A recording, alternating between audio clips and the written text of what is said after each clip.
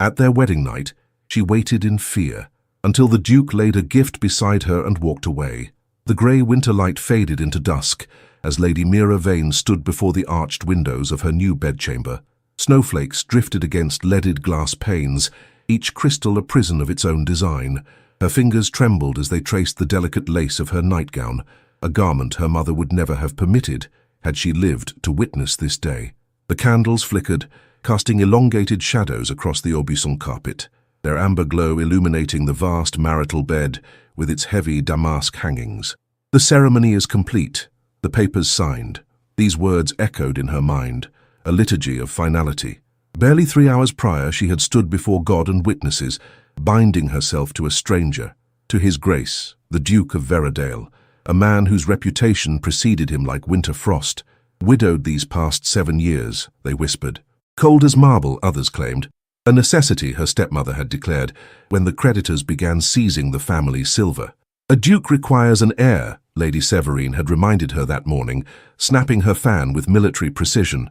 Your maidenhood is the price of our salvation. The mantel clock struck 9, each chime a hammer upon the anvil of her fate. Mira's heart fluttered beneath her ribs like a sparrow trapped in a bell jar. She had heard tales of wedding nights, whispered confidences exchanged behind gloved hands, servants' gossip hastily silenced when ladies entered rooms. None had prepared her for this leaden anticipation. From the corridor came the measured tread of footsteps, heavy, deliberate, male. Mira's breath caught in her throat. She retreated to the edge of the bed, perching there like a songbird prepared for flight. The brass doorknob turned with the slightest whisper of metal against metal. The Duke of Veradale filled the doorframe, tall, broad-shouldered, his evening attire impeccable despite the lateness of the hour. Silver threaded his dark hair at the temples, and lines of experience marked the corners of his eyes. Yet it was his gaze that arrested her, penetrating amber like sunlight through whiskey, observing her with an intensity that seemed to catalogue her every breath. "Your Grace," she managed, the words scarcely audible even to her own ears. She attempted to rise, but her limbs had turned to lead. "Lady Veradale." His voice was deep, cultured, the voice of command and consequence. Mira lowered her eyes, her hands twisting in her lap. The silence stretched between them, taut as a violin string. She could hear the crackling of embers in the grate, the distant moan of winter wind through ancient stone. When she dared raise her gaze once more, she found him still observing her, his expression inscrutable. "Are you cold, my lady?" he inquired, though he made no move toward her. "No, Your Grace," she replied, though the chill in her bones had nothing to do with temperature. He nodded once, a courtly inclination.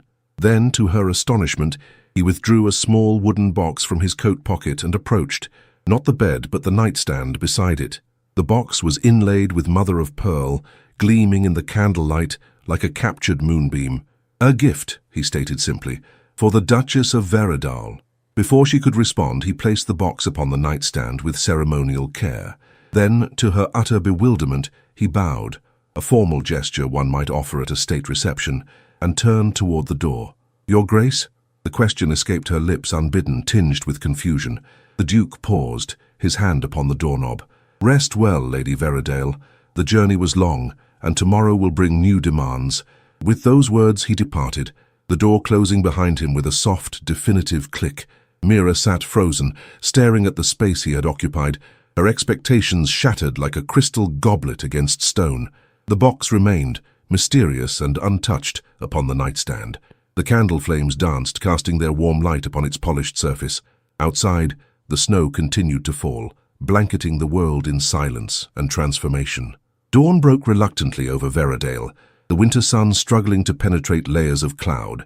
Mira awoke to find herself curled beneath unfamiliar coverlets, momentarily disoriented, until remembrance descended like a veil. The marriage, the journey, the Duke's unexpected departure. The box remained where he had placed it, untouched through her fitful slumber. In the pallid morning light, it seemed almost to challenge her, a riddle without words. With trembling fingers, she reached for it at last, drawing it onto her lap.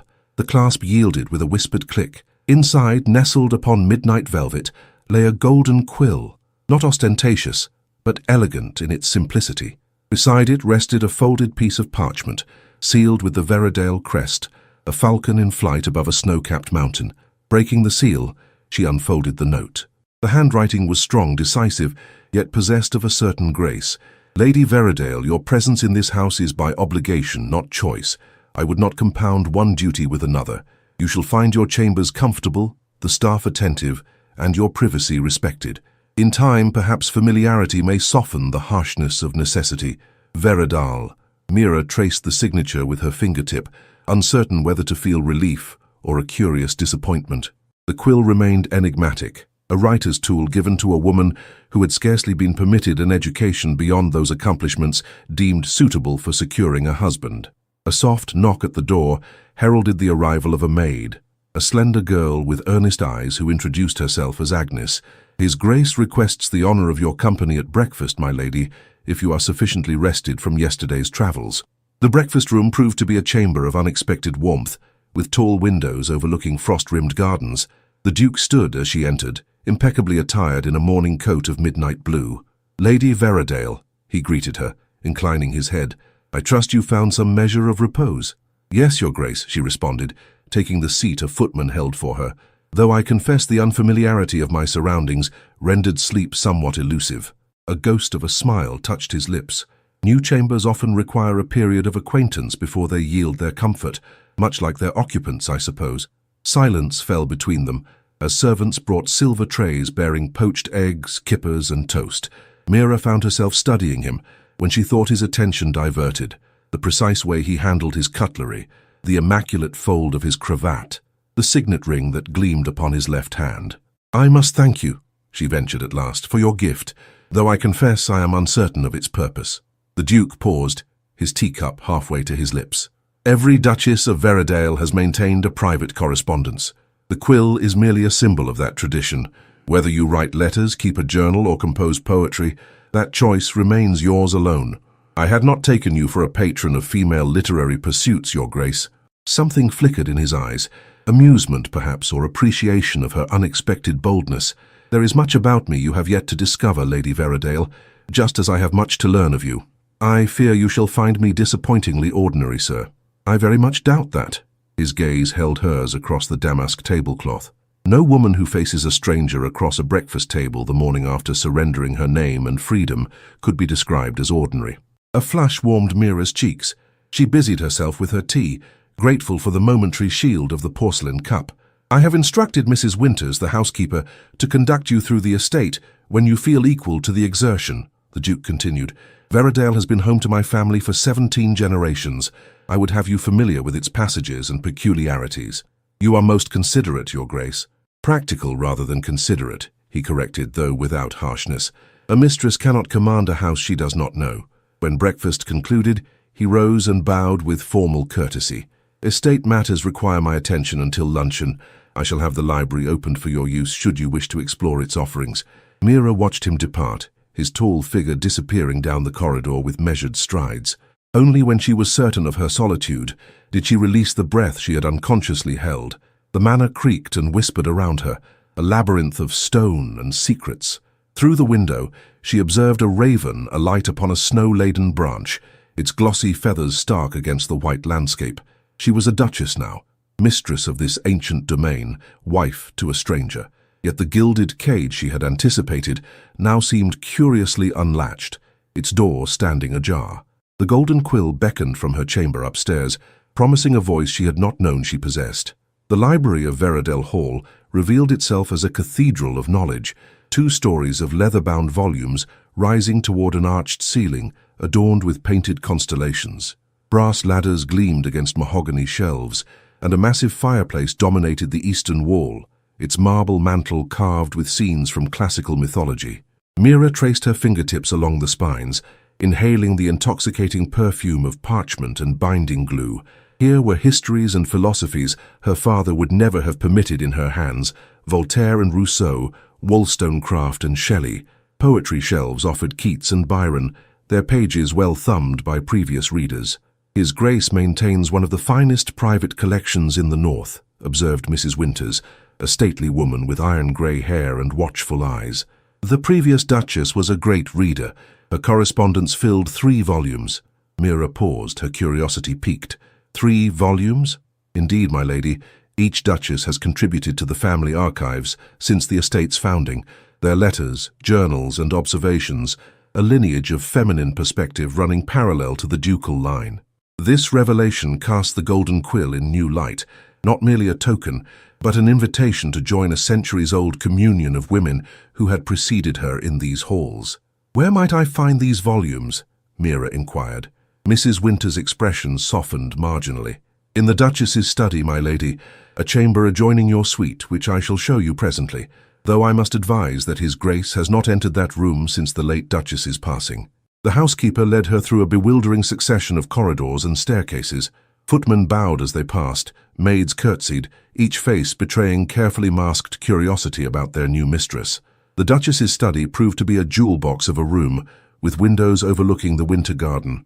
Cherry wood paneling gleamed in the afternoon light, embracing a delicate writing desk, comfortable armchairs, and glass-fronted bookcases. A portrait hung above the fireplace, a woman of serene beauty, dark-haired and clear-eyed, her expression one of quiet intelligence. "The previous Duchess, I presume?" Mira asked, studying the painted face for clues to the woman who had preceded her. "Yes, my lady, the late Duchess Elizabeth. She was much beloved by the household. And by His Grace, I imagine." Mrs. Winter's gaze grew distant. Their union was one of remarkable harmony. Her loss affected His Grace profoundly. Mira turned away from the portrait, a curious hollowness expanding beneath her ribs. How could she, a stranger thrust upon him by financial necessity, ever hope to fill the void left by such a loss? "Thank you, Mrs. Winters. I should like some time alone now, if I may." When the housekeeper had departed, Mira approached the bookshelves.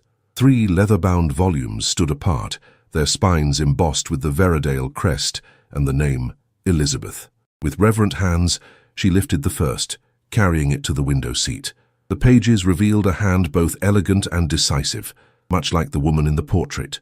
Entries spanned seasons and years, recording observations of estate life, botanical sketches, political reflections and tender observations of her husband. Kaelan returned from London today, bearing rare orchid specimens despite the parliamentary session's demands.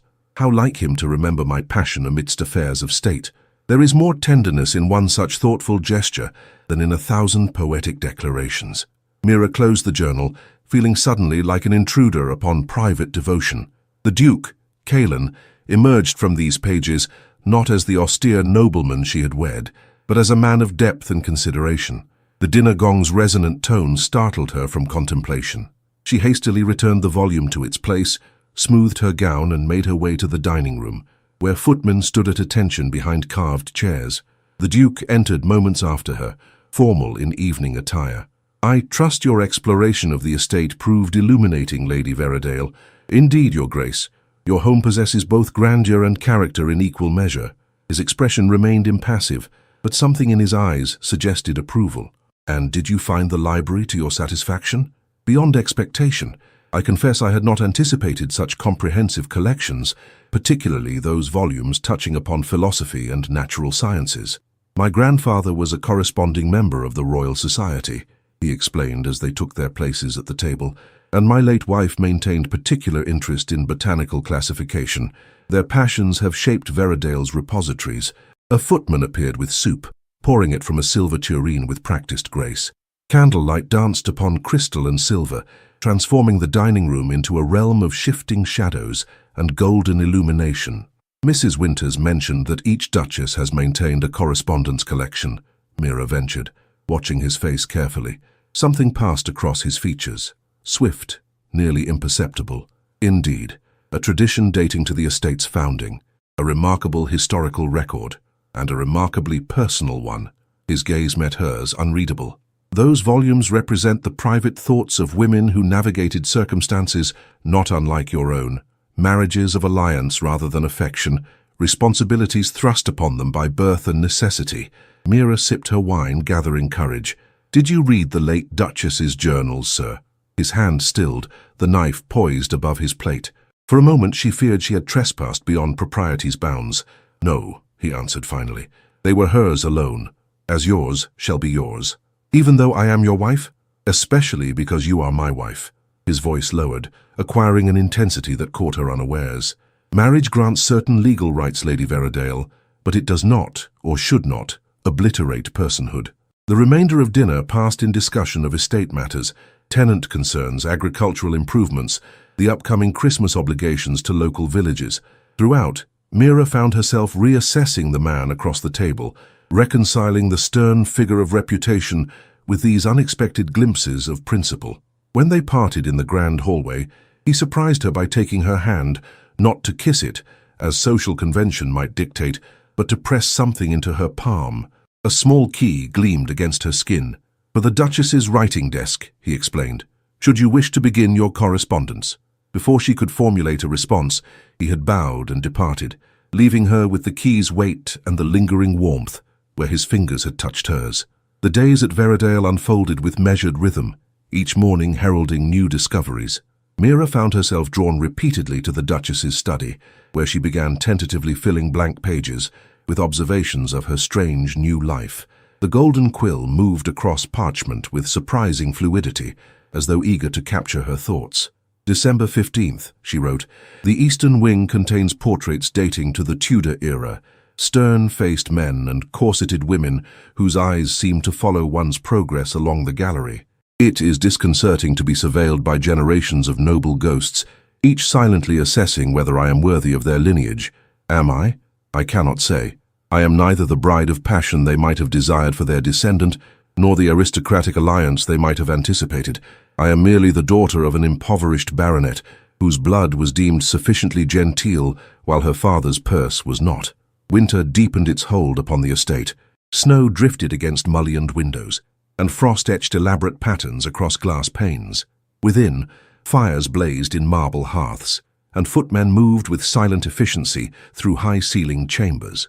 The Duke remained an enigma, courteous yet reserved, attentive yet distant. They breakfasted together each morning, discussing estate matters with increasing ease. Yet he maintained a careful space between them, never entering her chambers, never presuming upon the rights their marriage vows had technically bestowed.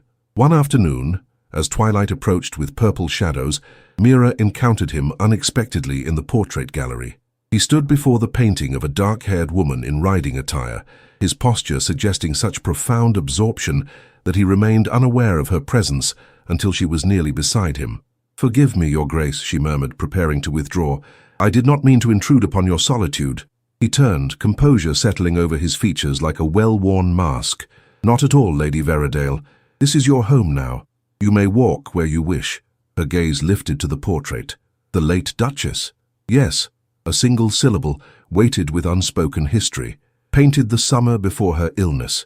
Mira observed the serene face above them, the intelligent eyes, the subtle curve of lips suggesting both wisdom and humor. She was beautiful. She was extraordinary. His voice softened, acquiring an almost reverent quality. Brilliant of mind, generous of spirit, she transformed Veradale from a mere estate into a sanctuary. "You loved her deeply."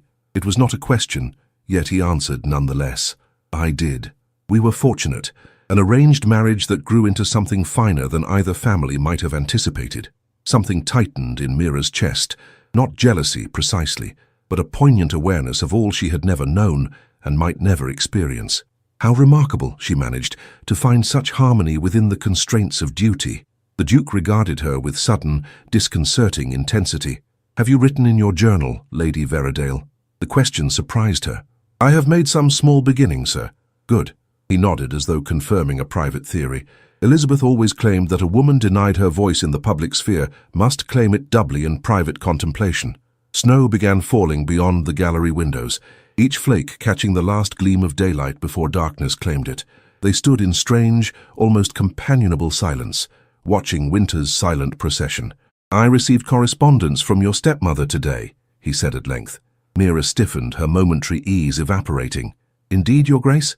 Lady Severine expresses particular concern for your adjustment to married life. She offers unsolicited counsel regarding what she terms wifely obligations." Heat flooded Mira's cheeks. "My stepmother has always maintained pronounced views on such matters." "So I gather." His tone remained neutral, though something in his gaze suggested ironic assessment. "She appears convinced that your education in certain domains was left incomplete." Mortification threatened to overwhelm her. That Lady Severine would presume to advise the Duke on matters of such intimate nature, it exceeded even her known capacity for impropriety. I must apologize for my stepmother's presumption, Your Grace. She often speaks where silence would better serve. No apology is necessary, Lady Veradale. I have responded to her letter with appropriate civility, while making it abundantly clear that matters between husband and wife remain precisely that, between husband and wife. Relief washed through her, followed by a curious warmth that had nothing to do with the nearby fireplace. You are most considerate. I am merely respectful of boundaries, madam, a quality your stepmother might benefit from cultivating. A ghost of a smile touched his lips, transforming his austere features momentarily. Now shall we proceed to dinner? I believe Mrs. Clement has prepared pheasant. They dined by candlelight, the conversation turning to books they had read, music that moved them, memories of seasons past. For the first time, Mira glimpsed the man beneath the ducal title, a man of unexpected depth and consideration, whose restraint stemmed not from coldness, but from principle. Later, as she prepared for sleep, Agnes assisted with the intricate buttons of her evening gown. "Begging your pardon, my lady," the maid ventured, "but the household staff have remarked upon how well you've settled at Veradale. His Grace seems most content with your presence." "Does he?" Mira could not suppress the note of surprised pleasure in her voice. "Indeed, my lady. Mr. Simmons, that's His Grace's valet, says the Duke has been more engaged with estate matters these past weeks than at any time since the late Duchess's passing. He even instructed the gardeners regarding the spring planting, which he hasn't done these 3 years past." This small revelation followed Mira into her dreams, the notion that her presence might have kindled some renewal in the man whose name she now bore. She slept more peacefully than any night since arriving at Veradale, the golden quill resting upon her journal on the nightstand, gleaming in the dying firelight like a promise yet to be fulfilled. Christmas approached, bringing with it a flurry of estate obligations. Ancient traditions demanded observance: the Yule log selection, the distribution of alms to tenant families, the decoration of the great hall with holly and evergreen boughs. Mira found herself thrust into the role of chatelaine, consulting with Mrs. Winters and Mrs. Clement regarding menus, guest accommodations, and seasonal rituals whose origins predated Tudor times. "The tenant children will come for sweetmeats on Christmas Eve, my lady," Mrs. Winters explained, consulting a leather-bound ledger. The previous Duchess always presented each child with an orange and a silver sixpence, along with woolen mittens for the winter. "Then we shall continue the custom," Mira declared, making notes in her own small book. "How many children are expected this year?" 43, my lady. The Cooper family welcomed twins in October, and the miller's eldest daughter married into the Thornfield estate." The Duke observed her growing command of household affairs with what appeared to be approval, though he seldom offered direct praise.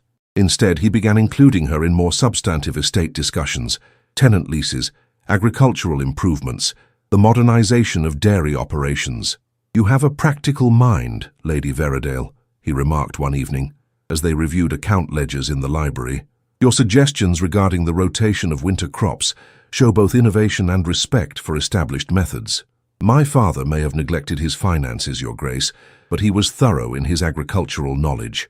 I spent many hours with him in the fields, learning which practices yielded abundance and which invited failure." Something softened in his expression. "Your father was fortunate in his daughter, if not in his fiscal discipline." "He loved me in his fashion," she replied, surprised by the defensive note in her voice, "though he might have wished for a son to inherit his title and lands." "And what did you wish for, I wonder?" The question caught her unawares, both its substance and the genuine curiosity it conveyed. No one had ever inquired after her desires, as though a young woman's aspirations were as insubstantial as morning mist. "Books," she admitted after a moment's hesitation. "Knowledge. The freedom to use my mind beyond the limited sphere prescribed for genteel daughters. Hence your appreciation of the library." "Indeed." A wistful smile touched her lips. "I once harbored fantasies of attending university lectures disguised as a young man, a scheme both impractical and scandalous, I realize." To her astonishment, he laughed, a genuine sound of amusement that transformed his features. "I can picture it all too vividly. You in borrowed waistcoat and cravat, attempting to disguise your rather distinctive hair beneath a gentleman's hat." Mira found herself laughing as well, the sound rising between them like an unexpected bloom in winter soil. "I would have made a thoroughly unconvincing young man, I fear." "Thoroughly," he agreed, his eyes warming with continued mirth. "Though your intellect would have distinguished you among Oxford scholars, regardless of attire." The compliment lingered in her thoughts as she prepared the Duchess's study for holiday correspondence. Each tenant family would receive a personal note alongside their Christmas gifts, a tradition Elizabeth had established and which Mira was determined to honour. "Your handwriting improves with each letter, my lady," Agnes observed, sealing another envelope with red wax. "The golden quill seems to favour your touch." "It is a remarkable instrument," Mira agreed, examining its gleaming nib, "though I wonder sometimes if I am worthy of its legacy." "If His Grace bestowed it, then he believes you worthy," the maid replied with simple conviction. That evening snow fell in earnest, great swirling flakes that transformed the formal gardens into a wonderland of white mounds and frosted statuary. Mira stood at her chamber window, watching nature's transformation of the familiar landscape, when a knock sounded at her door. The Duke himself stood in the corridor bearing a small silver tray with 2 steaming goblets. "Mulled wine," he explained, noting her surprised expression. "An old Veradale tradition. On the first significant snowfall of winter, she invited him to enter, the first time he had crossed her threshold since their wedding night. He placed the tray on a small table near the fireplace, the spiced aroma of wine and cinnamon rising between them. The custom began with my great-grandfather," he explained, handing her a goblet. "He claimed that winter deserved proper greeting, lest it grow resentful of human disregard and linger beyond its appointed season. A charming superstition." Mira sipped the warm, fragrant liquid, feeling it spread comfort through her veins. "Indeed, though I suspect his primary motivation was simply the pleasure of spiced wine on a cold evening." The Duke moved to the window, observing the snow-laden grounds. Elizabeth particularly loved the first snowfall. She claimed it rendered the world briefly perfect, all flaws and imperfections concealed beneath nature's merciful blanket. Mira joined him at the window, maintaining a respectful distance. "She sounds as though she possessed both wisdom and poetry in her nature." "She did." He turned toward her, his expression softening in the firelight. "As I believe do you, though perhaps in different measure and manifestation." Their eyes met across the small space between them, and something unspoken passed in that gaze. Recognition, perhaps, or the first tentative tendril of understanding. "I am not Elizabeth," she said softly, giving voice to the ghost that had haunted their marriage from its inception. "No," he agreed, his tone gentle, "nor should you aspire to be. You are Mira, Duchess of Veradale, a woman of unexpected complexity and considerable courage." He raised his goblet in a subtle toast, to the first snowfall and to new beginnings beneath its silent benediction. They drank together, the wine warming their blood as the fire cast dancing shadows across the room. For the first time since her arrival at Veradale, Mira felt not the weight of comparison to her predecessor, but the liberating possibility of carving her own place within these ancient walls. Christmas Eve dawned clear and brilliant, sunlight transforming snowdrifts into fields of diamond dust.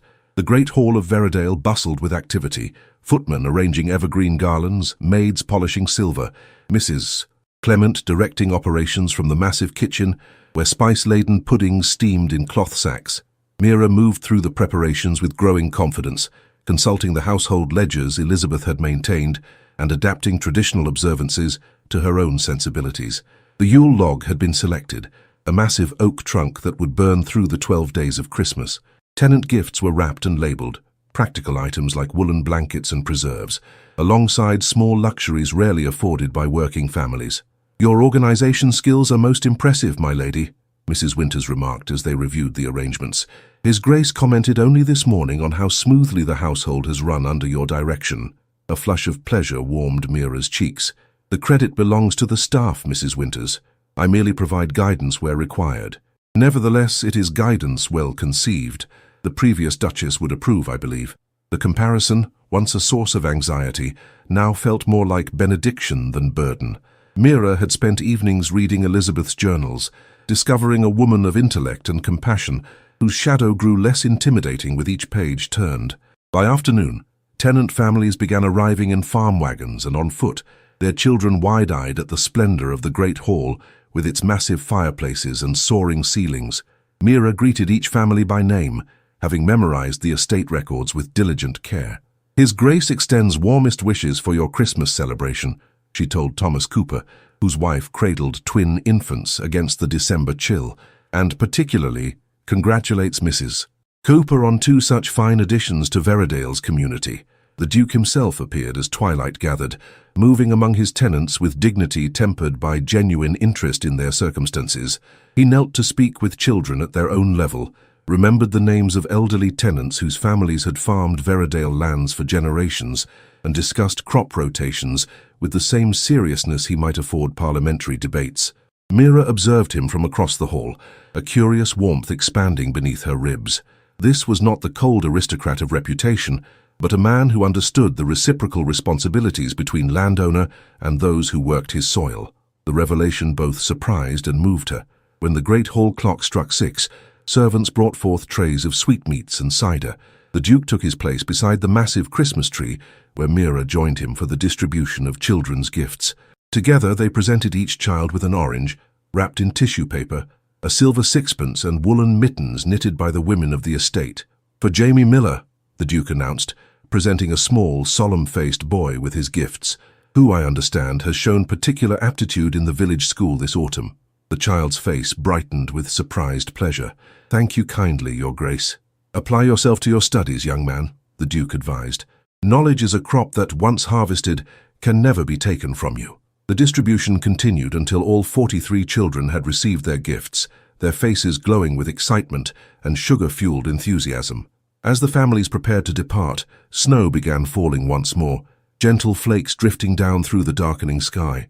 "A perfect conclusion to the festivities," Mira observed as they stood at the great hall entrance, watching lantern-lit wagons depart down the snow-covered drive, like nature's own benediction upon the celebration. "Indeed." The Duke's breath formed visible clouds in the cold air. "You have managed the day with remarkable grace, Lady Veradale. The tenants were most impressed by your knowledge of their families and circumstances." "I merely studied the estate records," she demurred. "It seemed the least I could do given the responsibility entrusted to me." "You did considerably more than the minimum requirement," he countered, his tone warm despite the December chill. "You have brought life back to Veradale in ways I had not anticipated when our arrangement was first proposed."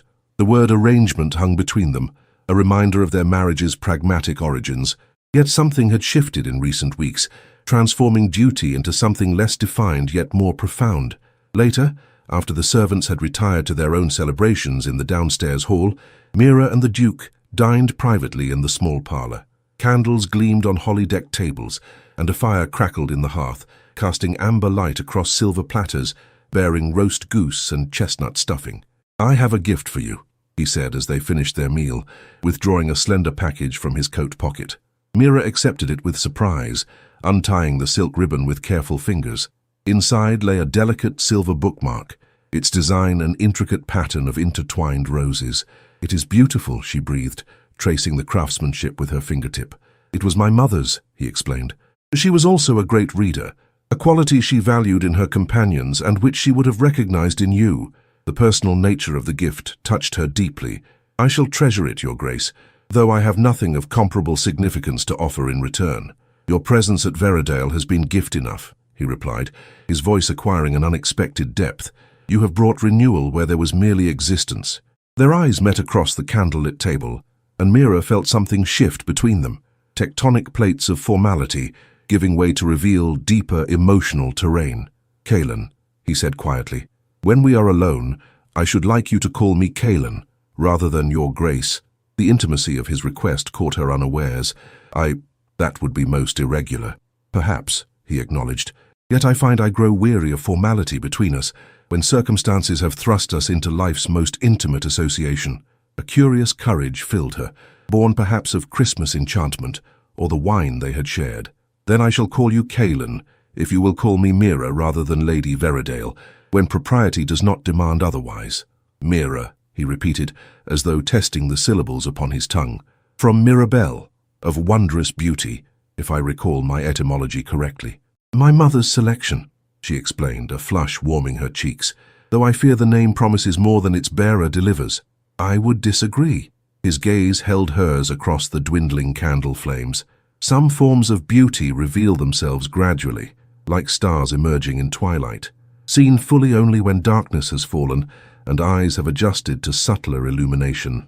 The poetry of his observation startled her. This glimpse of a soul more complex than duty and title had initially suggested. Before she could formulate a response, the mantel clock chimed midnight. Christmas Day, he observed. The tradition holds that wishes made at this precise hour may find fulfillment in the coming year. And what would you wish for, Kaelin? The use of his given name felt both foreign and strangely right upon her lips. He regarded her thoughtfully, firelight reflecting in his eyes. Perhaps the courage to begin anew when grief and habit have forged comfortable chains. The honesty of his answer touched something deep within her, a recognition of the vulnerability beneath his controlled exterior. A worthy aspiration for any new year. And you, Mira?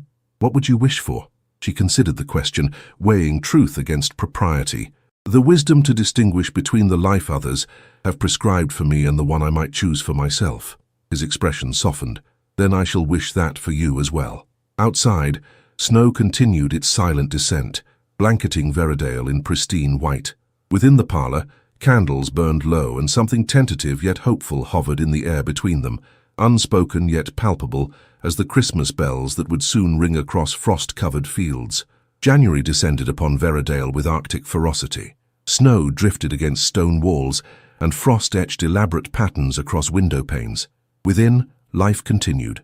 Fires blazed in marble hearths, servants moved with practiced efficiency through draughty corridors, and the rhythms of the estate persisted despite winter's siege. Mira found herself settling into the role of Duchess with increasing confidence. The household ledgers no longer intimidated her, and she had begun implementing subtle changes, establishing a small infirmary for tenant families, introducing a lending library for estate children, reorganizing the still room where herbs and medicines were prepared. "You have transformed the East Chamber most effectively," Kaelin observed one morning as they inspected the newly established infirmary. "Dr. Thornfield believes it will serve admirably for minor treatments, sparing villagers the journey to York in inclement weather." Elizabeth's journals mentioned her desire for such a facility, Mira explained. "I merely implemented what she had already envisioned." "Yet you did implement it," he pointed out, his gaze warming as it rested upon her. "Ideas without action remain merely wishes, however noble their intent." Their relationship had evolved since Christmas, formality giving way to a cautious companionship.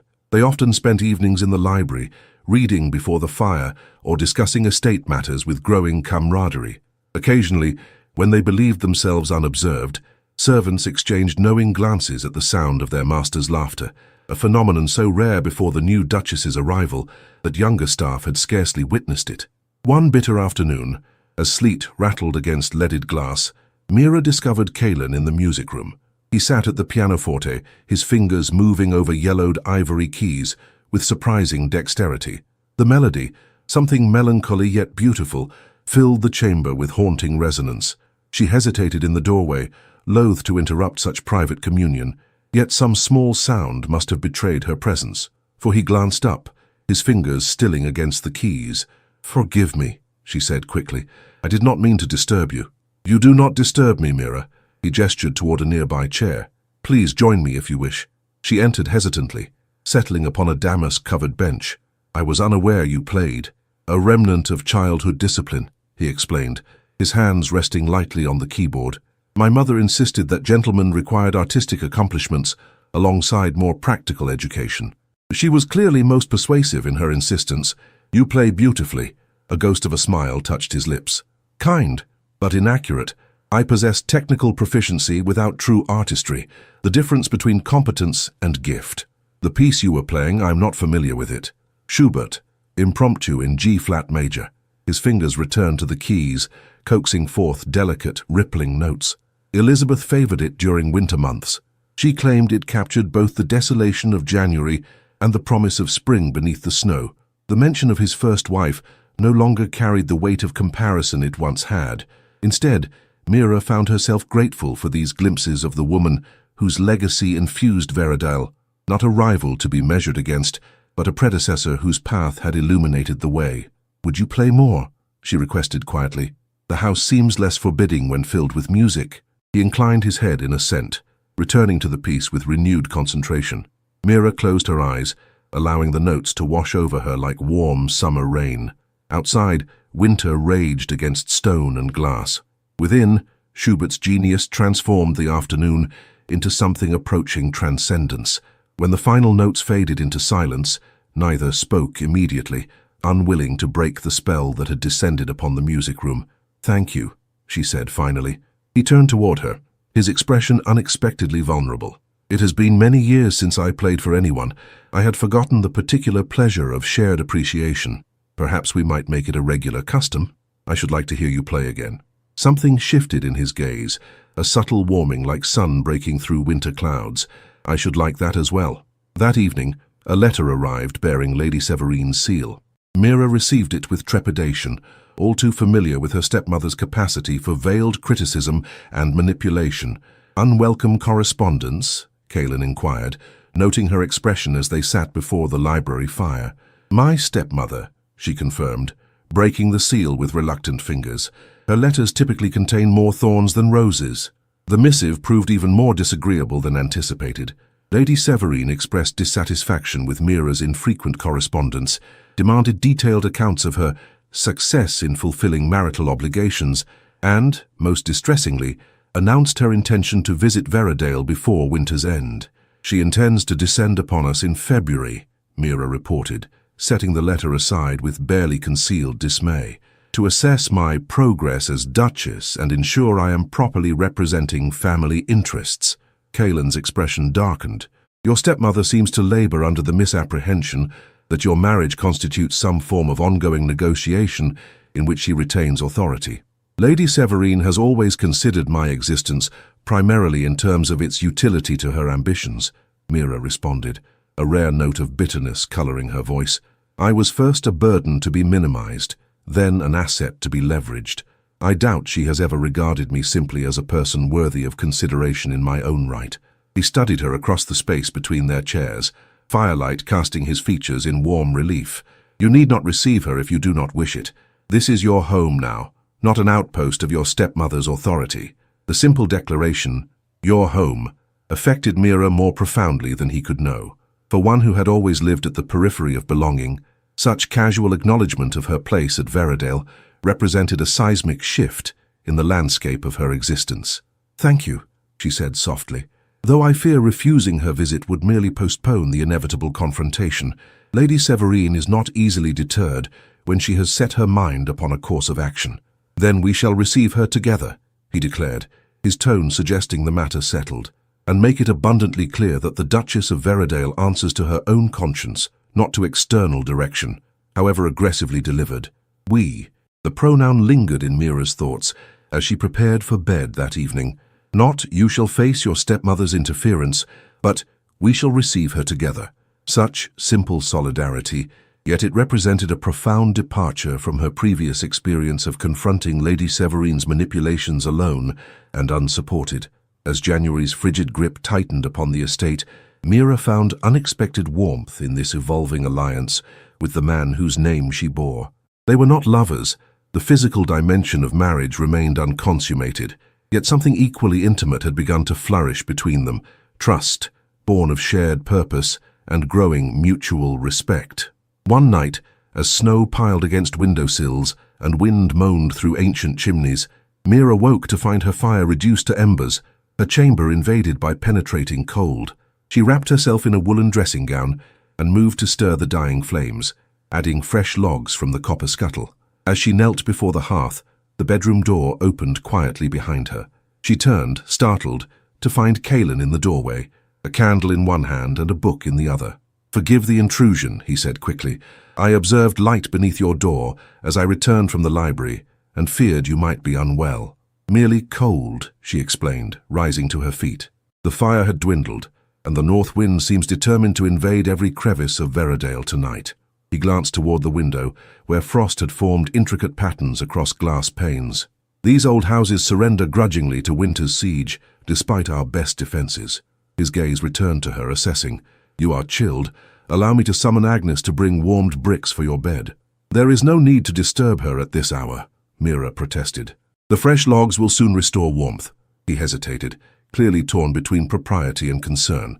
"Then perhaps this might provide distraction until the temperature improves."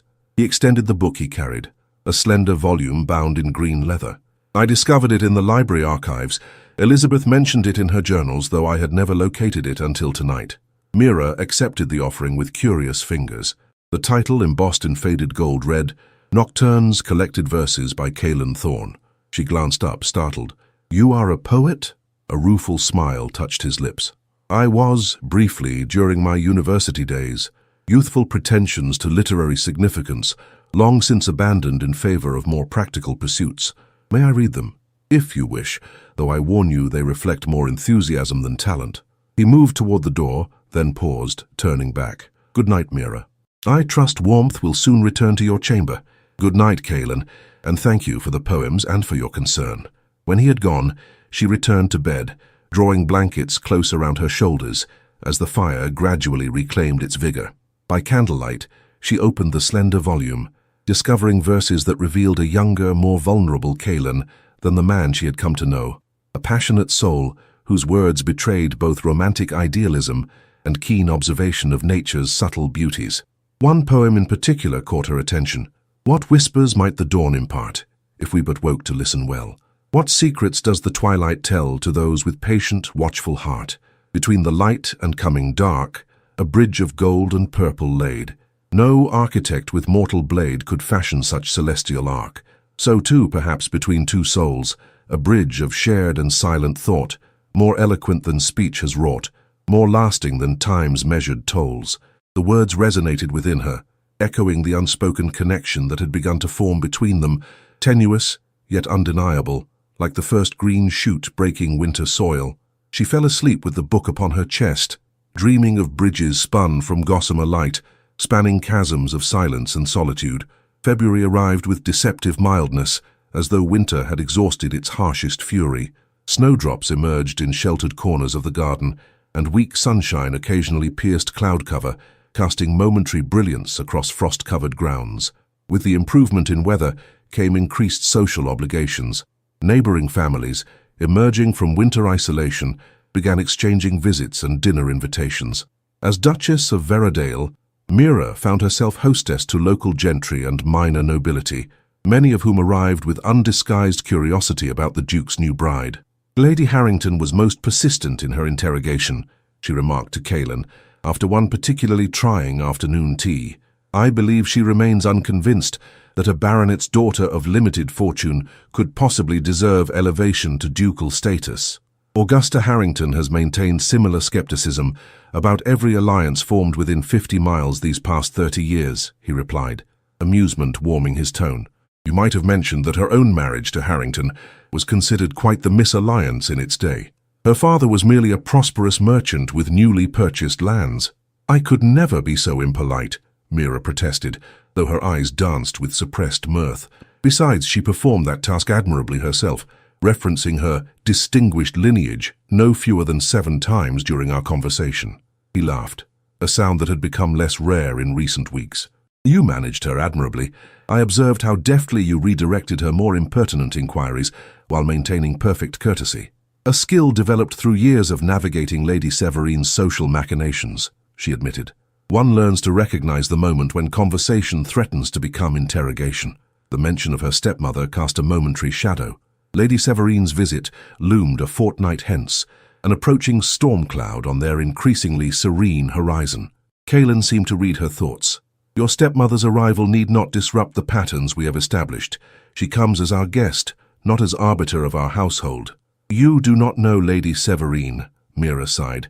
"She considers disruption a divine right, and criticism a moral obligation. Nevertheless, she shall find Veradale under unified governance." He reached across the space between them, covering her hand with his own, a gesture of reassurance that sent unexpected warmth through her veins. "We face her together. Remember?" The intimacy of the moment, his hand upon hers, the quiet determination in his voice, affected Mira more profoundly than any passionate declaration might have done. This man, who had married her for pragmatic reasons, now stood as ally and defender against the forces that had diminished her throughout her youth. Their fingers remained entwined as twilight descended, neither withdrawing from this small, significant point of connection. Days passed in preparation for Lady Severine's arrival. Mira supervised the preparation of the blue suite, traditionally reserved for distinguished guests, while inwardly fortifying herself against the inevitable criticism her stepmother would deliver. The evening before Lady Severine's expected appearance, Mira retreated to the Duchess's study, seeking solace among Elizabeth's journals and her own growing collection of observations.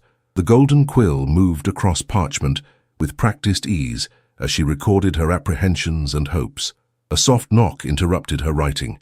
Kaelan entered at her invitation, bearing a small silver tray with 2 crystal glasses and a decanter of amber liquid.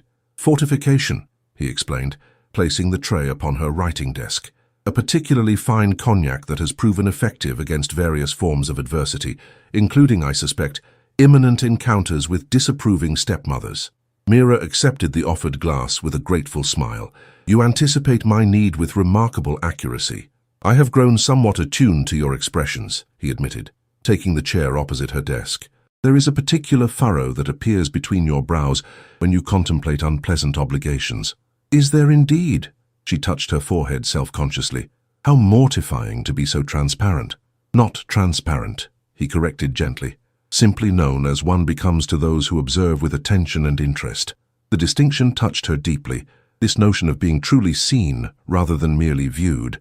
Throughout her life, she had existed primarily as an adjunct to others' narratives.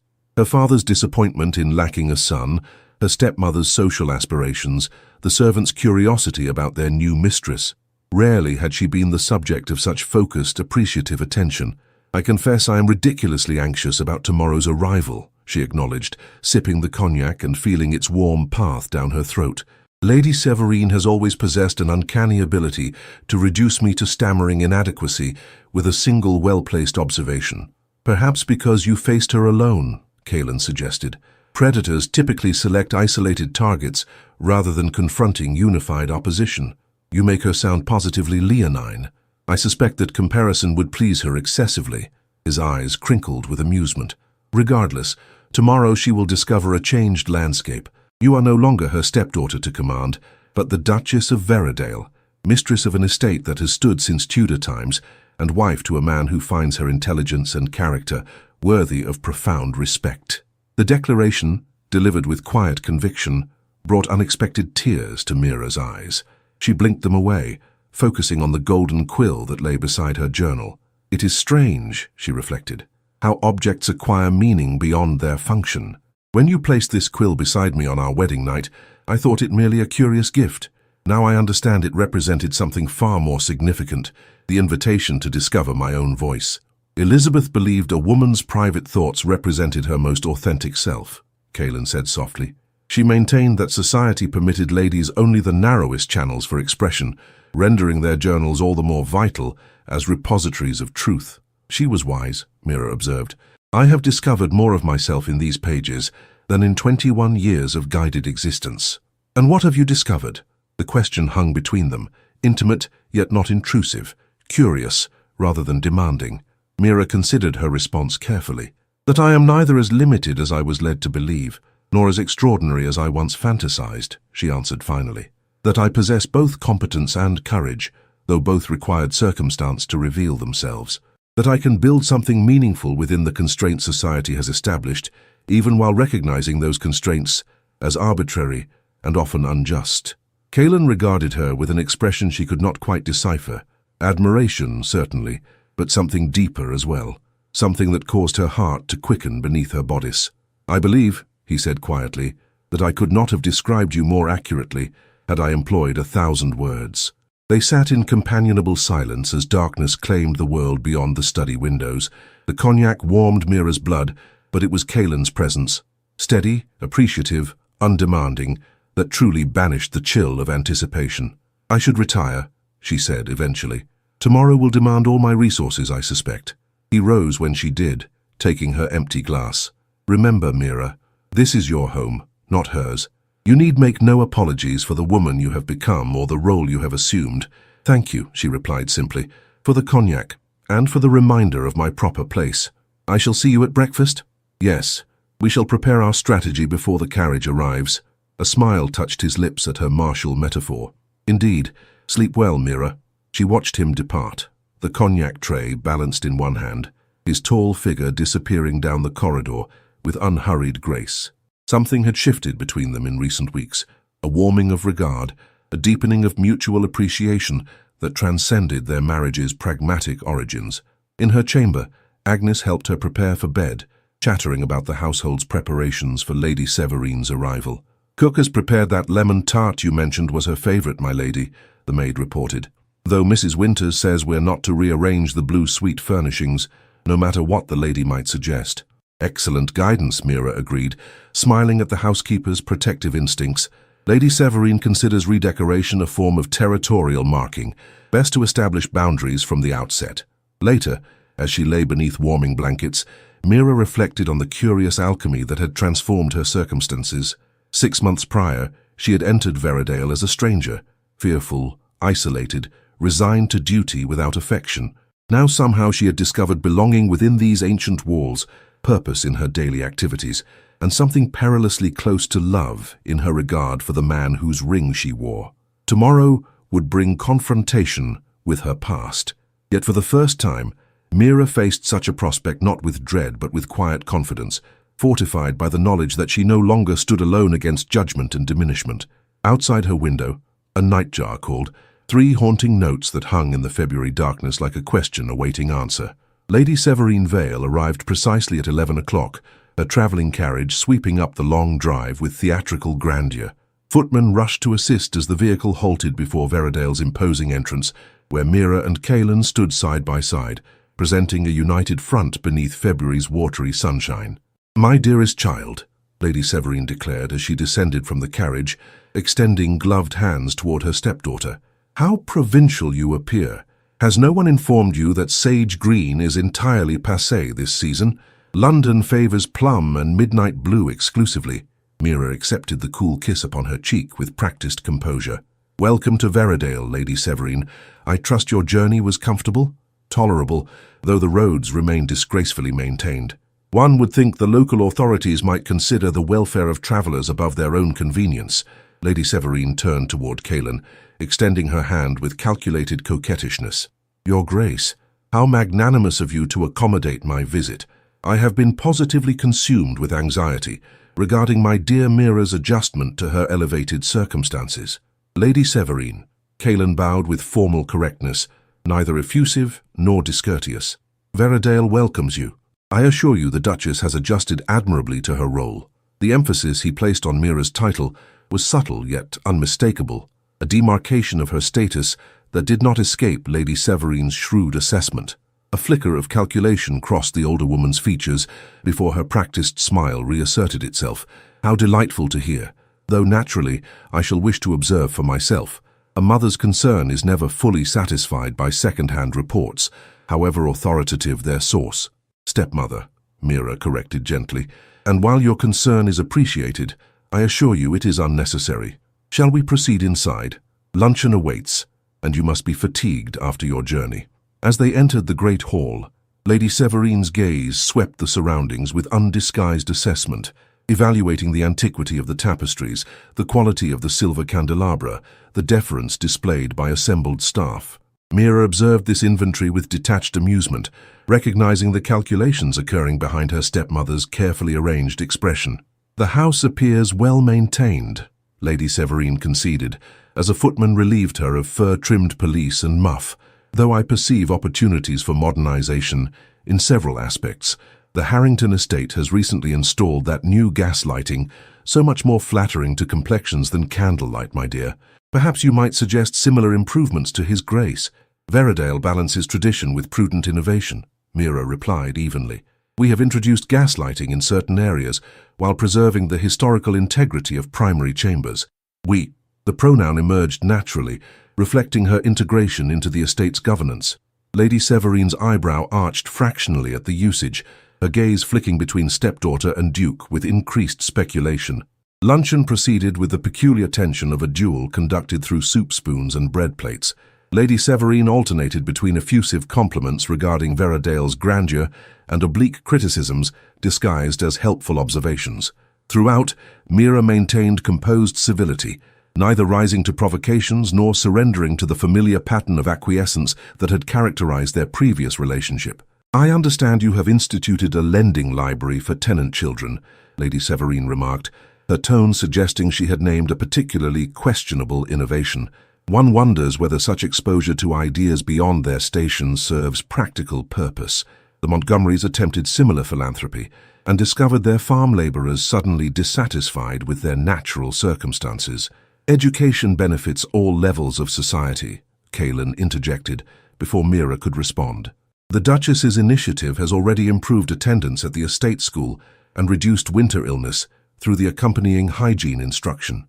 The Duchess, Lady Severine echoed, her smile not reaching her eyes. How swiftly we adapt to new titles. I recall when Mira could scarcely organize her embroidery silks without becoming hopelessly entangled. People rise to the expectations placed upon them, Mira observed, meeting her stepmother's gaze directly, or descend to them when insufficient opportunity for growth is provided. The subtle rebuke hung in the air between them. For perhaps the first time in their acquaintance, Lady Severine was the first to look away. After luncheon, Mira conducted her stepmother on a tour of the estate's public rooms, enduring numerous suggestions regarding furniture arrangement and critical assessment of artwork selections. By late afternoon, when they retired to the morning room for tea, Mira's patience had grown gossamer thin, despite her determination to maintain composure. "I must inquire, my dear," Lady Severine began, her voice lowered to conspiratorial level, "whether your marriage has been," she paused delicately, "fully established in all respects. Your letters have been disappointingly vague regarding such essential matters." Heat flooded Mira's cheeks. "My relationship with the Duke remains private between us, madam. I do not intend to discuss such personal aspects, even with family." "Such reticence suggests deficiency," Lady Severine observed, stirring her tea with calculated precision. "One mustn't forget that the primary purpose of aristocratic marriage remains the production of heirs. Your position cannot be considered secure until you have fulfilled that fundamental obligation." "My position is entirely secure," Mira countered, her voice steady despite her discomfort. "The Duke has made his expectations and satisfaction abundantly clear. Men are notoriously reluctant to express disappointment directly, particularly in matters of intimacy." Lady Severine leaned forward, her expression assuming false sympathy. "Perhaps you require guidance? Your mother's untimely departure left your education woefully incomplete in certain domains." "I require no guidance, thank you." Mira placed her teacup in its saucer with deliberate control. "The Duke and I understand one another perfectly." Lady Severine's lips thinned with displeasure at this circumvention of her probing. "Well, I suppose time will reveal the success or failure of your arrangements, though I would caution against complacency. Even ducal patience has its limits where dynastic obligations are concerned." Mira rose, signaling the conclusion of their tête-à-tête. "Dinner will be served at 7 should you wish to rest before changing. Agnes will assist with anything you require." Alone in the Duchess's study after this taxing encounter, Mira pressed cool fingers against her temples, willing away the headache that threatened. Lady Severine's visit had barely commenced, yet already she felt drained by the constant vigilance required to deflect manipulation and maintain boundaries. A soft knock announced Kaelin's arrival. He entered at her invitation, his expression conveying immediate concern as he observed her pallor. "Your stepmother proves as formidable as advertised," he remarked, taking the chair opposite her desk. "She has only begun deploying her arsenal," Mira sighed. "By tomorrow she will have catalogued every perceived deficiency in Veradale's management and my personal deportment. Yet you maintain admirable composure in the face of her provocations." "Years of practice," she admitted wryly, "though never before with such solid ground beneath my feet." She hesitated, then added, "She inquired about the physical aspect of our marriage, with remarkable directness." His expression darkened. "Such inquiry exceeds the boundaries of acceptable interest, even from family. Lady Severine recognizes no boundaries where potential advantage might be secured." Mira traced the edge of her journal with restless fingers. "She intimated that my position remains precarious until an heir is produced."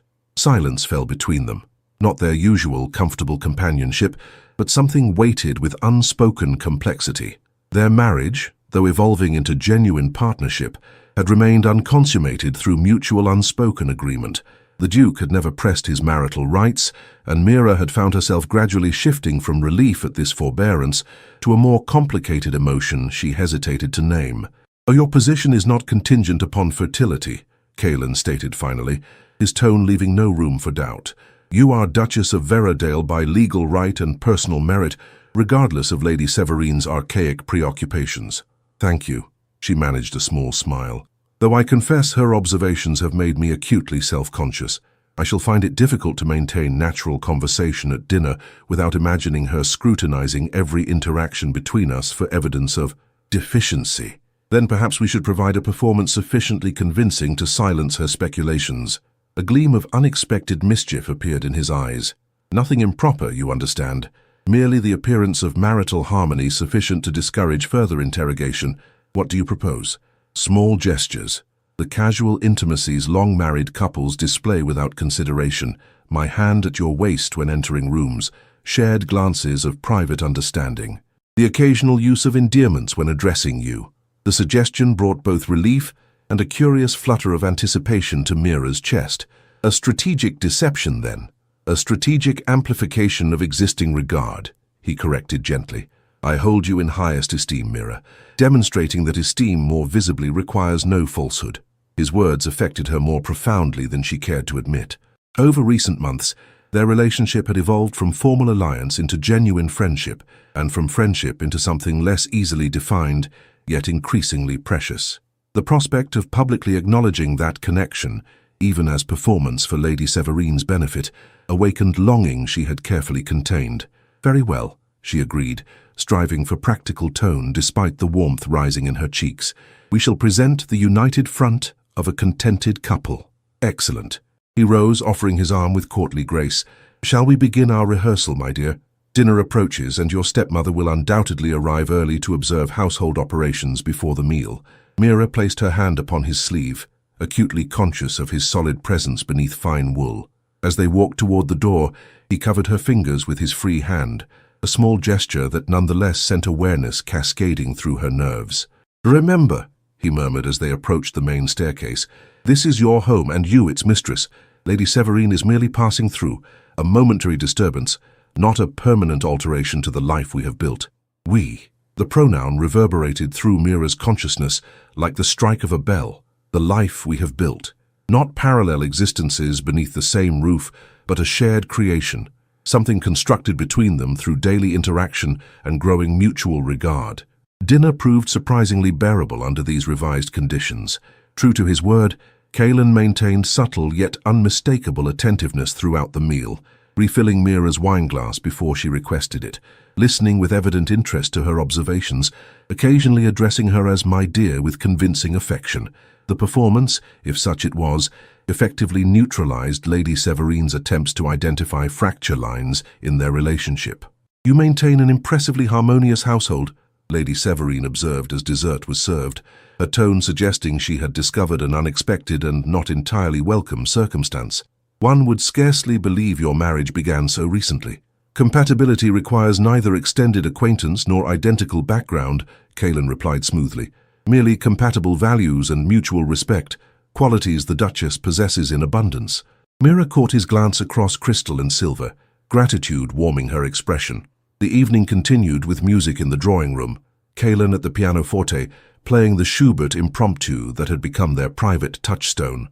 I had not realized His Grace possessed musical accomplishment, Lady Severine remarked, observing her stepdaughter's evident appreciation of the performance. Such sensitivity seems at odds with his reputation for reserve. People often contain multitudes beyond their public perception, Mira responded, her gaze remaining on Kalen's hands as they moved across ivory keys. The Duke's reserve masks considerable depth of character and unexpected gentleness. When Lady Severine finally retired, pleading fatigue from travel, Mira exhaled with genuine relief. Kalen, noting her expression, crossed to the cabinet and poured 2 small brandies. A successful campaign, he observed, handing her a glass. Your stepmother appeared quite disconcerted by our evident harmony. You performed admirably, Mira agreed, accepting the crystal snifter. I almost believed your attentions myself at certain moments. Something flickered in his eyes, a brief shadow that vanished before she could properly identify it. It required less performance than you might imagine. The quiet declaration hung between them, resonant with implication. Mira found herself unable to formulate response, her heart beating with uncomfortable rapidity beneath her bodice. Kalen moved toward the window, gazing out at moonlight-washed gardens. I find myself increasingly grateful for the financial circumstances that necessitated our alliance, he said finally. What began as mere pragmatism has yielded unexpected treasure. As have I, she admitted softly. though I confess I approached our wedding with considerable trepidation. I know. He turned back toward her, his expression gentle. Your courage that night impressed me deeply, the dignity with which you faced a stranger and an uncertain future. It was not courage so much as resignation, she corrected, though your gift transformed resignation into curiosity, and curiosity into appreciation. And now?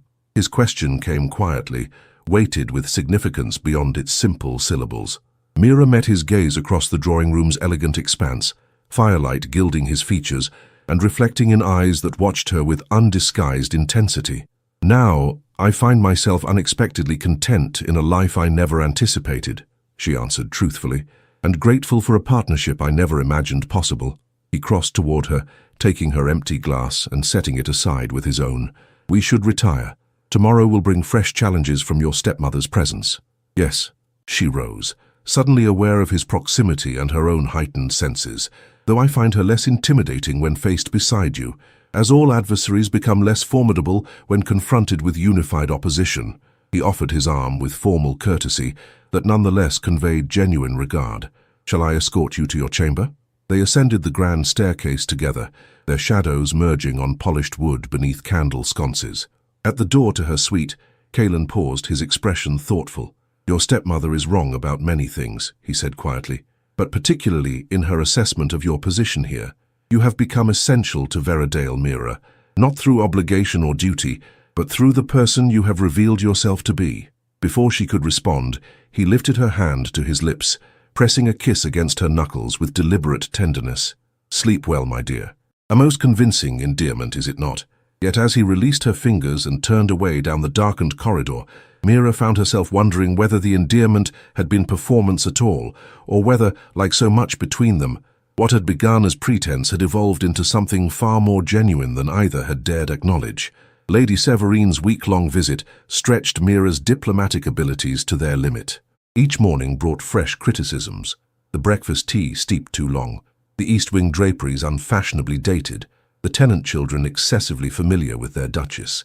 Yet with Kalen's steadfast presence, these barbs lost their customary sting, falling upon the armor of Mira's newfound confidence like rain against tempered steel. Your flower arrangements lack sophistication, my dear, Lady Severine observed on the fifth morning, adjusting a spray of early narcissus with disapproving fingers. One cannot simply gather blooms without consideration for symbolic language. These yellow flowers, for instance, suggest jealousy rather than welcome. At Veradale, we value beauty above symbolism, Mira replied evenly. Though I believe narcissus traditionally represents rebirth and new beginnings, entirely appropriate for February's transition towards spring. Lady Severine's mouth tightened at this gentle correction. I see your husband's library has influenced your conversation, if not your floral aesthetics. Men rarely appreciate excessive learning in their wives, you know. Intelligence in a woman should be like salt in cooking, present but imperceptible. The Duke appears to prefer his intelligence served in more generous portions, Kalen remarked as he entered the morning room, his tone light, though his eyes conveyed clear message. Good morning, Lady Severine. I trust you slept well? Tolerably, Your Grace, though I find country hours disagreeably early. She adjusted her lace cap with practiced coquetry. In London, civilized households rarely assemble before 11. How fortunate we are, then, to enjoy rural simplicity. He crossed to Mira's side, his hand resting briefly, affectionately at the small of her back, a gesture that had become natural through repetition, yet still sent warmth coursing through her veins. The estate manager reports excellent progress on the Northfield drainage project you proposed, my dear. Your calculations regarding the gradient proved precisely correct. Lady Severine's eyebrows ascended toward her hairline. Drainage projects, calculations. Surely such masculine concerns fall outside a duchess's proper domain. At Veradale, we recognize no arbitrary division of intellectual labor, Kalen responded, his smile pleasant yet unyielding. The Duchess's understanding of agricultural improvements has already enhanced estate productivity beyond my most optimistic projections. How unconventional. Lady Severine's tone suggested this represented dubious distinction rather than compliment. Yet as days passed, Mira detected subtle shift in her stepmother's assessment, criticism giving way to reluctant reassessment as she observed the household's smooth operation under her stepdaughter's direction and the evident respect accorded by servants and tenants alike. On their final evening together, as Mira accompanied Lady Severine to the blue suite for retirement, an unexpected moment of candor emerged between them. "I confess you have surprised me, Mira," Lady Severine admitted, her voice lacking its customary edge. "When I arranged this match, I anticipated you would require extensive guidance to avoid embarrassing yourself and your connections. Yet you appear to have adapted to duchessy with unexpected competence."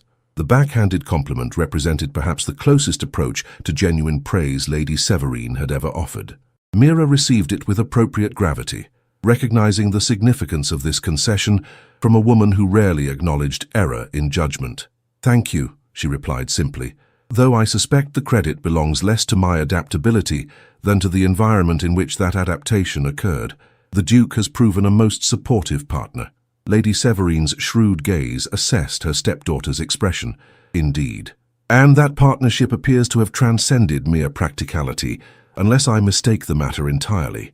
Heat rose in Mira's cheeks. "The Duke and I have developed mutual respect and understanding." Understanding. Lady Severine repeated the word with delicate emphasis, a diplomatic term for what appears increasingly evident. "Well, perhaps my arrangements have yielded more comprehensive success than anticipated." Before Mira could formulate response to this unexpectedly perceptive observation, Lady Severine continued, "I shall inform interested parties that the Veradale alliance proceeds satisfactorily. Lady Harrington, in particular, has demonstrated excessive curiosity regarding your circumstances. It shall afford me considerable pleasure to disappoint her expectations of eventual dissolution." The following morning, they assembled in the great hall for Lady Severine's departure. Footmen loaded trunks onto the waiting carriage, while the February sun cast weak illumination through tall windows. "You must visit us in London during the season," Lady Severine instructed, adjusting her travelling gloves. "The Duchess of Veradale should make appropriate appearances at select gatherings.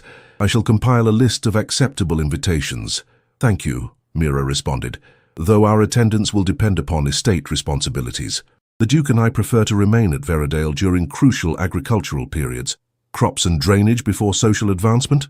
Lady Severine sighed theatrically. "I fear your husband's rural preoccupations have thoroughly infected you, my dear. Still, the connection to Veradale elevates our family position regardless of your physical presence in society."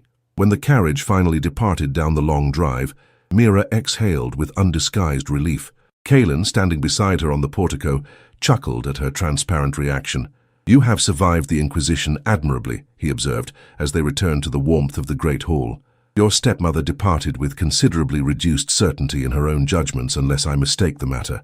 "A nearly unprecedented outcome," Mira agreed, smiling despite her lingering exhaustion, "though I confess I feel as though I've completed a military campaign rather than hosted family." An apt comparison.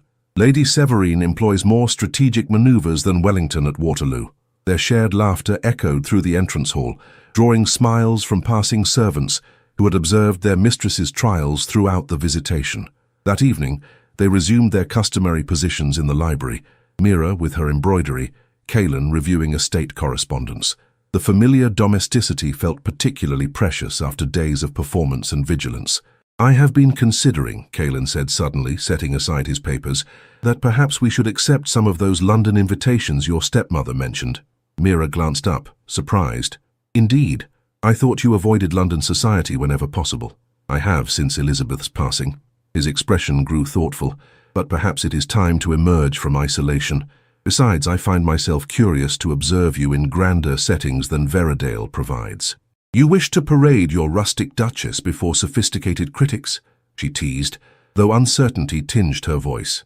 "I wish to escort my intelligent, capable wife through gatherings where her natural elegance will outshine more artificial brilliance," he corrected gently.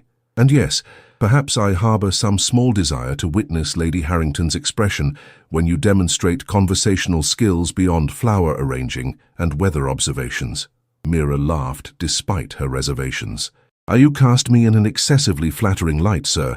"I cast you in accurate light, madam." His tone shifted, acquiring unexpected earnestness. "These past months have revealed qualities I could not have anticipated when our arrangement began, qualities that have transformed obligation into something else entirely." The air between them seemed suddenly charged with unspoken meaning. Mira set aside her embroidery, her heart beating with uncomfortable rapidity beneath her bodice. "And what has it become, this arrangement of ours?" she asked quietly. Kalen rose from his chair, crossing the space between them with deliberate steps. He knelt before her, taking her hands in his with a gentleness that belied his formal demeanor. "It has become precious to me," he said simply, "as have you, Mira. Not as Duchess, not as solution to practical necessity, but as the woman you are. Intelligent, compassionate, possessed of quiet courage I have grown to admire above all other qualities." His words hung in the air between them, transforming the library's familiar confines into uncharted territory. Mira found herself at the edge of revelation, gazing into amber eyes that watched her with undisguised vulnerability. "I had not dared hope," she whispered, her voice scarcely audible above the crackling fire. "Nor had I," he admitted, his thumb tracing gentle circles against her palm. "After Elizabeth, I believed that chapter of my existence concluded, that duty and responsibility would suffice for remaining years. I did not anticipate finding such unexpected grace in arranged circumstance."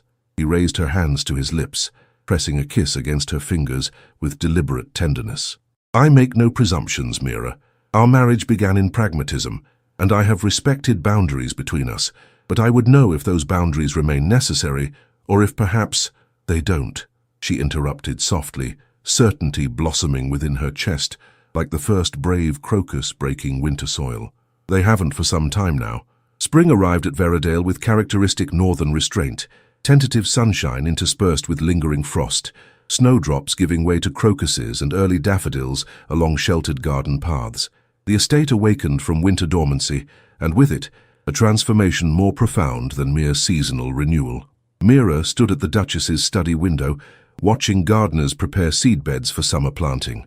Her journal lay open on the writing desk, the golden quill resting across pages filled with observations, both practical and deeply personal. Elizabeth's portrait gazed down from above the fireplace, no longer an intimidating predecessor, but a benevolent witness to unexpected evolution. "She would approve, I think." Kalen's voice came from the doorway behind her. Mira turned, smiling at her husband with the easy affection that had blossomed between them since that February evening in the library. "Of the East Garden redesign? I hope so. The rose varieties are remarkably similar to those she documented, not merely of gardens." He crossed to join her at the window, his hand finding hers with familiar warmth. "Of you, of us, of what has grown in soil initially tilled from necessity rather than choice." Since the night they had acknowledged the transformation of their arrangement into genuine attachment, life at Veradale had acquired new dimensions: intimacy beyond physical union, partnership beyond mere cooperation. Their marriage bed, once the site of apprehension and restrained courtesy, had become sanctuary for tenderness that deepened with each passing week. "I found something today," Mira said, retrieving a slender volume from her desk drawer. Hidden behind the collected correspondence on the third shelf, Kalen accepted the book with curious hands, his expression changing as he recognized the familiar binding. "Elizabeth's private journal. I had wondered where it might be." "I wouldn't have read it," Mira hastened to assure him, "but it fell open when I removed it, and I glimpsed a passage that seemed significant." He opened the journal to the marked page, where Elizabeth's elegant hand filled cream parchment with observations dated 7 years prior, mere months before her death. "I have extracted a promise from Kalen today," he read aloud, his voice steady despite the emotion that tightened his features. "That should Providence deny us children, he will not surrender to bitterness or isolation after I am gone." How fiercely he resisted, how adamantly he declared such discussion premature and unnecessary. Yet I know what he refuses to acknowledge, that my strength diminishes daily, and that the physicians exchange grave glances when they believe me unobserving. He paused, drawing breath before continuing. "I told him that the greatest honor he could pay our love would be to risk his heart again when time has softened grief's sharpest edges. That true loyalty to memory lies not in perpetual mourning, but in carrying forward the capacity for joy and connection that we discovered together." He promised, reluctantly, tearfully, and I believe he will honor that vow. Though the path may prove longer and more circuitous than either of us imagine. Silence fell between them as the words settled in the sunlit study. Mira watched emotions cross her husband's face, remembrance, grief, and something like quiet acceptance. "She knew," he said finally. "Even then, when we still spoke of recovery and future plans, she understood what approached." "She loved you greatly," Mira observed softly. "Enough to insist upon your happiness beyond her own lifetime." "She did," He closed the journal with gentle reverence, his gaze meeting Mira's with newfound clarity. As I loved her, as I now love you, differently, yet with equal truth. Elizabeth was right. The heart's capacity is not diminished by previous attachment, merely transformed. He placed the journal on the desk, then drew Mira into his arms with tender assurance that still thrilled her despite growing familiarity. I resisted her final gift for years, permission to begin anew, until practical necessity thrust me toward an arrangement I approached with dutiful resignation rather than hope. As did I, Mira admitted, resting her head against his chest, listening to the steady heartbeat beneath fine wool. How strange to think that my stepmother's calculations and your financial considerations would yield such unexpected harvest. Fate employs curious instruments, he agreed, his fingers tracing the curve of her cheek, though I prefer to credit our own choices within circumstance rather than mere destiny. We chose to see beyond initial constraints. We chose to recognize value beyond practical utility. April sunshine streamed through mullioned windows, illuminating dust motes that danced like minuscule stars in golden beams. Outside, the gardens awaited summer's fulfillment. Inside, something equally miraculous had already blossomed into vibrant life. I've been corresponding with Lady Harrington, Mira confessed, smiling at Kaylin's surprised expression, regarding the establishment of a school for tenant daughters beyond basic education. She was initially skeptical, but her most recent letter suggests growing interest in the concept. Conquering London society through educational reform.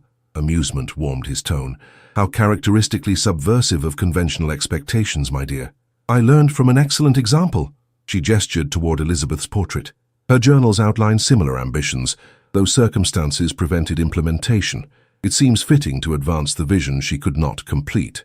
A worthy legacy, he agreed, his expression softening as he regarded both women, one preserved in painted memory, one vital and present in his arms, and one that honors the unique contributions each Duchess brings to Veridale's ongoing story. That evening, as twilight descended upon the estate, they walked together through gardens awakening from winter dormancy. Arm in arm, they observed spring's gradual reclamation of frozen earth, tender shoots emerging from soil, leaf buds swelling on once bare branches, birdsong returning to previously silent groves. Near the small ornamental lake, white narcissus bloomed in profusion, flowers that Elizabeth had planted years prior and which had multiplied season by season, outliving their original cultivator while preserving her vision. Rebirth and new beginnings, Mira murmured, recalling her defense of these same flowers to Lady Severine months earlier. How appropriate they should flourish now. Kaylin gathered a small bouquet, presenting it with formal courtesy that made her laugh despite its genuine sentiment. For the Duchess's study, he explained, a reminder of renewal's persistence, even through the coldest seasons. As darkness gathered, they returned to the warmth of the great house, its windows glowing with welcoming light against the deepening blue of evening sky. Servants moved efficiently through familiar routines, preparing rooms for night's approach, turning down bed covers, lighting bedroom fires against April's lingering chill. Later, as they lay together in the quiet intimacy of their shared chamber, Kaylin traced gentle patterns against Mira's bare shoulder, his touch reverent in its unhurried appreciation. I placed a golden quill beside you that first night, he mused, his voice low in the firelit darkness. Offering freedom when I could not yet offer affection. How different our path might have been had I simply fulfilled convention's expectations. We found our way nonetheless, she replied, nestling closer against his warmth. Through words first, then understanding and finally love. Perhaps slower than conventional romance, but with foundations more secure for the deliberate building. Outside their window, spring stars emerged in velvet darkness, eternal and patient above Veridale's ancient stones. Within, two people who had begun as strangers bound by pragmatic arrangement now rested in the sanctuary they had constructed together, not from passion's quick flame but from respect's steadier illumination, kindled to love through daily choice and growing recognition. Morning would bring estate responsibilities, tenant concerns, correspondence and accounts. Yet such obligations no longer represented mere duty, but shared purpose, the collaborative stewardship of land and legacy that had become their mutual vocation. Sleep now, Kaylin murmured, pressing a kiss against her temple. Tomorrow brings the estate meeting, and Mrs. Winters wishes to consult regarding summer staffing. Mira responded, already drifting toward dreams. Tell her we'll need additional help for the Harvest Festival. I've been considering Elizabeth's notes on community celebration. Her words faded into Sleep's approach, secure in the knowledge that whatever challenges tomorrow presented, they would face them together. No longer Duchess and Duke merely by title and arrangement, but partners in the truest sense, their lives entwined through choice rather than circumstance. And as night deepened over Veridale's slumbering grounds, the golden quill rested upon her journal in the Duchess's study, its task complete. The instrument through which a voice had found its strength, a woman her purpose, and two people their unexpected path to love's transformative power. In the quiet moments of life, we often discover that what begins as necessity may transform into our greatest blessing. This story reminds us that true love is not always born in passion's sudden flame, but sometimes grows slowly, nurtured by respect and understanding in the fertile soil of everyday kindness. The golden quill represents more than freedom of expression. It symbolizes the profound truth that each person deserves to author their own story, even within society's constraints. It teaches us that the most meaningful connections arise not when we possess another, but when we create space for them to become fully themselves. Perhaps most importantly, at their wedding night, reveals that vulnerability requires greater courage than dominance. The Duke's initial gift, walking away instead of demanding his rights, demonstrates that true strength lies not in power exercised, but in power restrained. In relinquishing control, he ultimately gained something far more precious, a partnership built on mutual choice rather than obligation. In our modern world, where instant gratification often prevails, this Victorian tale offers timeless wisdom, that patience cultivates deeper connections, that respect precedes genuine intimacy, and that love's most enduring form grows not from passion alone, but from daily choices, to see, honor, and cherish another's authentic self. If this story touched your heart, please consider subscribing to our channel and sharing your thoughts in the comments below. What moment resonated most deeply with you? Perhaps it was the Duke's initial gift of freedom, Mira's growing confidence, or the tender transformation of their arrangement into genuine love. Your engagement helps bring these tales of honor, redemption, and tender romance to others seeking respite from our hurried modern world. Each comment creates a community of kindred spirits who understand that history's greatest love stories weren't merely about passion, but about the quiet dignity of souls recognizing their perfect counterpart. Subscribe now to journey with us through more Victorian love stories where honor transforms duty into devotion and arranged marriages blossom into love's most beautiful expression.